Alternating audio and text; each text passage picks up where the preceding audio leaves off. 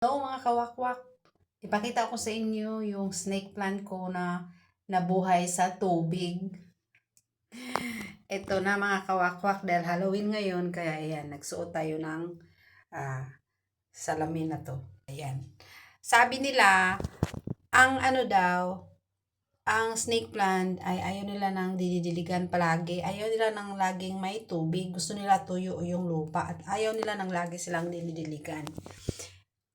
Pero ang snake plant ko mga lalabs ito ba? Matagal ko na to binabad dito. Siguro 3 months o ilang buwan na yun. Baka 5 months na nga. Binabad ko siya sa tubig lang. Ayan tubig lang yan. Tubig. Walang lupa yan. Tubig lang yan. Binabad ko lang siya diyan. Nagsaha siya mga lalabs. At marami siyang ugat. Marami siyang ugat. Kita nyo? Ang dami niya ugat. So, ibig sabihin, mabuhay pala siya sa tubig. Tinali ko yan siya. Ayan. Para kasama siya ng halaman na ito. Para may daon-daon din. Yung halaman na to na yung hanging plant ko doon. Pinutulan ko at sinabay ko. Ayan, may saha pa siya uli. Snake plant yan mga kapatid. Yung saha niya uli. Ayan.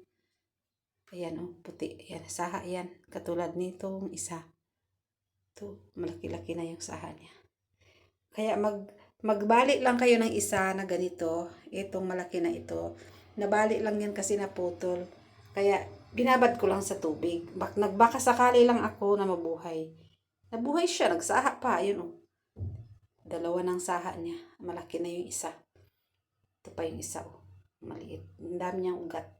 So, nabuhay siya sa tubig mga lalabs. Okay? Ayan lang mga share ko sa inyo. Thank you. May kasama siyang tanglad. Kasi nung binabad ko ito kasi noon, sinamahan ko siya ng tanglad. Kaya hanggang ngayon, kasama siya ng tanglad. Pag nagluto ako, pinuputulan ko. Kaya ayan, may magputol-putol. Ayan. Thank you for watching. Alam nyo na nabubuhay ang snake plant kahit ibabad sa tubig. Okay, mga kapatid, mga kawakwak. Thank you mga kawakwak. Salamat sa pagsuporta. Bye-bye!